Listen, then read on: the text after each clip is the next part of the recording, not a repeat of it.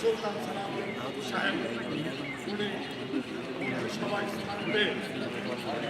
যুবদল, ছাত্রদল, শ্রমিক দল, স্বেচ্ছাসেবক দল, মহিলা দল সহ যেন মূল্যায়ন করতে পারে, তাদের জন্য যেন বিএনপির সরকার গঠন না হলে হয়তো এইভাবে আমরা মুক্তভাবে, সেজন্য তাদেরকে আমার ব্যক্তিগত তরফ থেকে তাদেরকে আমি জানাই ধন্যবাদ। এবং কি আমার গালা ইউনিয়নের সভাপতি সেক্রেটারি, কোর্ট ইউনিয়নের সভাপতি সেক্রেটারি, বাগির ইউনিয়নের সভাপতি সেক্রেটারি, মগের ধন্যবাদ খোকাবাকে। এখন ইফতারের সময় এসে 11 বছর আন্দোলন সংগ্রামে যাদেরকে নিয়ে আমরা আন্দোলন সংগ্রাম করেছি, বিশেষ করে আমরা শহরে আমরা অনেক সংগ্রাম করেছি। আপনারা নাম বলতে গেলে অনেক সময় লাগবে, আমি বক্তব্য লম্বা করবো না।